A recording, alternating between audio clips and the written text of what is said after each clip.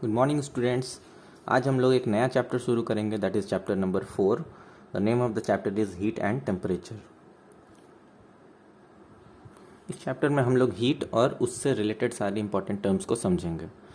सबसे पहले देखते हैं हीट क्या है। हीट मतलब होता है ऊष्मा।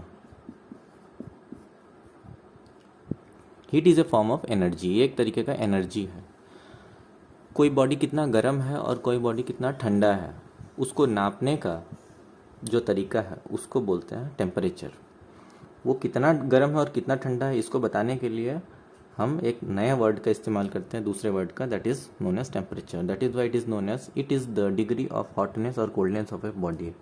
कि कोई बॉडी कितना गर्म है, कोई बॉडी कितना ठंडा है, उसको नापने का जो पैमाना है उसको बोलते हैं टेम्परेचर। अब इसको नापने के लिए, यानी टेम्परेचर कितना है इसको बताने के लिए एक डिवाइस की ज़रूरत पड़ती है हमको, और उस डिवाइस का नाम है thermometer. That means thermometer is a device that is used to measure the temperature of any body. हमें जब गर्मी के मौसम में गर्म फील होता है तो इसका मतलब क्या है कि हमें एटमॉस्फेयर से गर्मी हमारे शरीर में प्रवेश कर रहा है, तो हमें गर्म फील होने लगता है। पूरा जो है वेदर हॉट फील होता है। ठंडी के मौसम में क्या होता है कि हमारे शरीर की गर्मी जो है वो बाहर निकल जाती है, जिसके वजह से हमें ठंडा फील होने लगता है। ऐसा नहीं कि ठंडी हमारे अंदर घुस जाती है। तो यहाँ से हमको पता चलता है कि हमेशा हीट का ट्रैवल होता है hot body to cold body. Heat का ट्रैवल हमेशा कहाँ से होता है? Hot body to cold body. Suppose it is a block. ये ब्लॉक जो है वो बहुत गर्म है, एक दूसरा ब्रिक है जो कि ठंडा है। अब जब इसको हम कांटेक्ट में लाएंगे, दोनों को आपस में कांटेक्ट में लेके आएंगे, तो हमेशा इस हॉट बॉडी में से हीट निकल निकल के कोल्ड बॉडी की तरफ जाने लगेगा। और ये तब तक जाएगा जब तक कि दोनों का टेम्परेचर बराबर ना हो जाए, यानी कि इसमें भी उतना हीट, जितना हीट इसमें हो उतना हीट इसमें भी आ जाए। तो हमेशा ये चीज़ हमेशा याद रखना कि heat always transfers from the hot body to the cold body. ये कभी भी कोल्ड बॉडी से हॉट बॉडी की तरफ हीट नहीं ट्रांसफ़र होता है। ओके, तो हमें ठंडी कब लगती है? जब हमारे बॉडी से हीट निकल के एटमॉस्फेयर में चला जाता है तो हमें ठंडी महसूस होने लगती है। और हमें गर्मी कब फील होता है? जब एटमॉस्फेयर का हीट हमारे शरीर के अंदर चला जाता है तो हमें गर्मी फील होने लगता है। नेक्स्ट है thermometer. Thermometer is a device जो कि बताता है कि कोई बॉडी कितना हॉट है और कोई बॉडी कितना कोल्ड है। तो थर्मोमीटर के बारे में पढ़ते हैं कि एक्चुअली ये डिवाइस वर्क कैसे करता है। थर्मोमीटर आप लोगों ने देखा होगा अपने घरों में, जिसे बुखार नापते हैं, कुछ इस तरीके का होता है।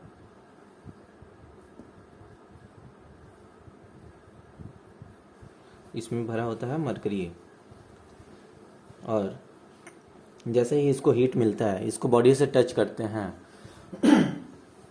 वैसे इसमें का मरकरी एक्सपैंड होकर इसमें ऊपर जाने लगता है, और जहाँ तक जाता है वहाँ पे हम देख लेते हैं कि ये कितना मार्किंग पे शो कर रहा है। वो मार्किंग जैसे मान लो ये आ गया 100 पे, इसका मतलब ये 100 डिग्री फ़ारेनहाइट इसको फीवर है।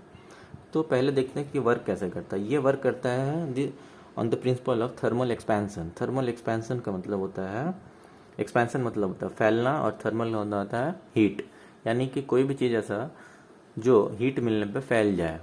तो इसके अंदर होता है मरकरी। मरकरी एक ऐसा एलिमेंट है जिसको कि हीट मिलते ही वो फैलने लगता है, वो एक्सपैंड होने लगता है। तो ये इसी पे वर्क करता है। देखिए, इस बल्ब के अंदर मरकरी फिल होता है, जैसे इसको हीट मिलता है ये फैलने लगता है। अब ये चूंकि इधर से चारों तरफ से क्लोज्ड है और इधर से एक पतली सी नली बनी होती है जिसके थ्रू ये ट्रैवल कर सकता है, तो ये एक्सपैंड करेगा। जगह इसको यहीं से मिल रहा है तो ये यहाँ से ऐसे ऐसे ऐसे ऐसे करके फ्लो करता रहेगा। अब जितना गर्मी मिला उतना एक्सपैंड किया और जाके रुक गया, तो हमको पता चल जाता है कि उसको कितना फीवर है। अब अलग अलग तरीके के थर्मोमीटर होते हैं जिसमें हम लोग अलग अलग तरीके के एलिमेंट्स को यूज़ कर सकते हैं। तो दो मेजर एलिमेंट्स जो यूज़ होने वाले हैं वो है एक मरकरी और दूसरा है अल्कोहल। लेकिन इसमें भी सबसे ज़्यादा बढ़िया होता है मरकरी। अब मरकरी को यूज़ क्यों करते हैं? ज़्यादा बड़े पैमाने पर मरकरी को इसलिए यूज़ किया जाता है क्योंकि इसका यूनिफॉर्म रेट ऑफ एक्सपेंशन है। मरकरी जो है गर्मी पाने के बाद ये यूनिफॉर्म रेट से एक्सपैंड करता है। ऐसा नहीं कि पहले ये थोड़ा सा यहाँ से यहाँ तक जल्दी एक्सपैंड कर जाए, फिर धीरे धीरे एक्सपैंड करे, फिर तेज से एक्सपैंड हो जाए, ऐसा नहीं होता है।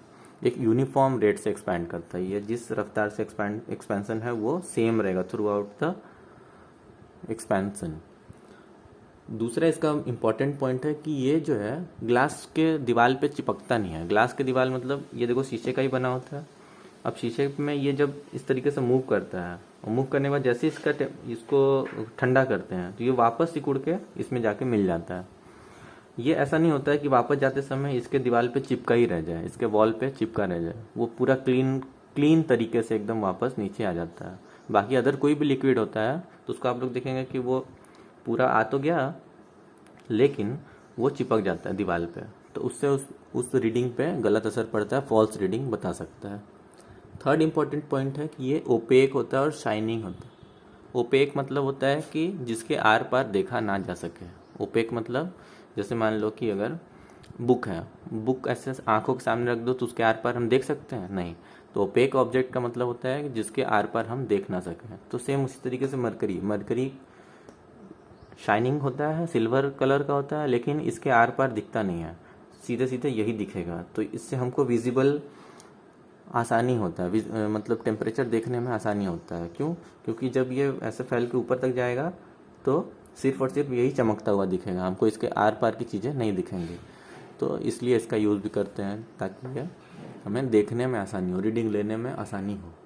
फोर्थ पॉइंट है mercury has high boiling point. इसका बॉइलिंग पॉइंट जो होता है वो बहुत ज़्यादा होता है। बॉइलिंग पॉइंट का मतलब होता है कि एक ऐसा टेम्परेचर जिस पे कि वो लिक्विड बॉयल करने लगे। आपने पानी को बॉयल होता हुआ देखा है।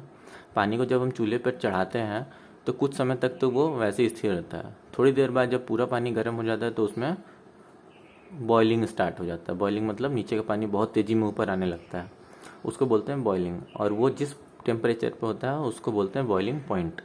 तो मरकरी को अगर हम चढ़ा दें चूल्हे पे भर के, पतीले में भर के मरकरी को चढ़ा दें तो वो बहुत देर में जाके बॉयल होना शुरू होगा, यानी कि उसको बहुत ज़्यादा टेम्परेचर चाहिए बॉयल होने के लिए। तो ये क्या करता है कि बहुत ज़्यादा टेम्परेचर को रेजिस्ट कर सकता है, इसलिए इसको हम थर्मोमीटर में भी यूज़ करते हैं ताकि इसमें बहुत ज़्यादा गर्मी हो तो ऐसा ना हो कि ये बॉयल होने लगे यहीं पे। ठीक है, ये एक्सपेंशन का अपना जो भी है प्रॉपर्टी को शो करे, या ना कि बॉयल होने लगे। बॉयल होने लगेगा तो ये इसके पूरी एक्सपेंशन प्रॉपर्टी जो है वो ख़राब हो सकती है, रीडिंग नहीं मिल पाएगा। That is Y mercury is use. तो ये सारे इंपॉर्टेंट पॉइंट्स थे जिसके वजह से मरकरी को हम थर्मोमीटर में यूज़ करते हैं। नेक्स्ट टॉपिक है स्केल्स ऑफ टेम्परेचर। इसमें 3 तरीके के स्केल्स हैं मेनली।